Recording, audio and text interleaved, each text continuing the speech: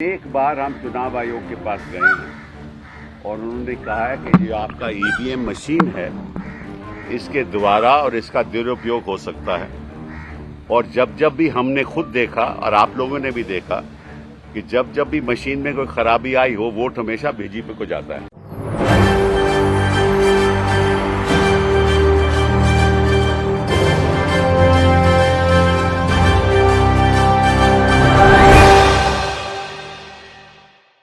नमस्कार, SPN9 news देख रहे हैं आप। आपके साथ मैं हूं मानसी जायसवाल। 2024 का लोकसभा चुनाव काफी नजदीक है। ऐसे में केंद्र सरकार पर लगातार आरोप लगाए जा रहे हैं कि वो ईवीएम का दुरुपयोग करके हर साल चुनाव जीत जाती है।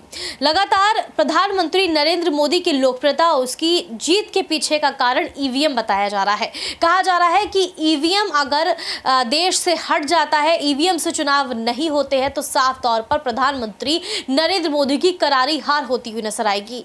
ईवीएम हटाओ, देश बचाओ, यहां पर विपक्षी पार्टियां ये नारा लगाती हुई नजर आ रही हैं। अब कहा जा रहा है कि सुप्रीम कोर्ट में विपक्षी पार्टियां जो है याचिका दाखिल करेंगी और सुप्रीम कोर्ट से अगर ये फैसला आता है कि ईवीएम से चुनाव नहीं होंगे, बैलेट पेपर से चुनाव होंगे, तो साफ तौर पर प्रधानमंत्री नरेंद्र मोदी की कहा जा रहा है कि मुश्किलें बढ़ती हुई नजर आएंगी। सुप्रीम कोर्ट के वरिष्ठ वकील कपिल सिब्बल कहा जा रहा है कि याचिका दाखिल करेंगे ईवीएम को लेकर के। लगातार वो क्या कुछ निशाना साध रहे हैं भारतीय जनता पार्टी पर, सुनिए। दो चार बातें मैं आपके सामने रखना चाहता हूं। ये पहली बार नहीं है कि ये बातें हमने चुनाव आयोग के सामने रखी हो। अनेक बार हम चुनाव आयोग के पास गए हैं और उन्होंने कहा है कि जो आपका ईवीएम मशीन है इसके द्वारा और इसका दुरुपयोग हो सकता है। और जब जब भी हमने खुद देखा और आप लोगों ने भी देखा कि जब जब भी मशीन में कोई खराबी आई हो, वोट हमेशा बीजेपी को जाता है। तो ये भ्रम केवल राजनीतिक दलों की बात नहीं है, ये भ्रम जनता पे फैल चुका है और आज तक चुनाव आयोग ने जवाब नहीं दिया। तो हमने ये फैसला किया है, जैसे दिग्विजय ने बताया शरद जी की सदस्यता से, कि हम जाएंगे चुनाव आयोग के पास और उनको कहेंगे कि देखिए, ये बातें हम आपसे कई सालों से कर रहे हैं और ये हम आखिरी बार आपसे पूछने आए हैं कि आप इसके बारे में क्या करोगे। और जो सवाल हमने उठाए हैं उनका आप लिखित रूप में जवाब दीजिए ताकि ये संदेह एक बार खत्म हो जाए।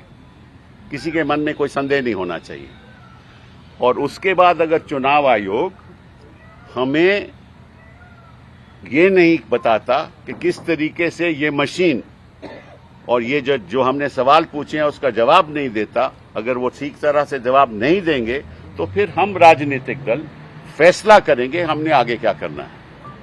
आई just want to mention that this is not an issue that has happened for the first time. We've been raising issues about the credibility of the process of voting through an electronic machine in this fashion.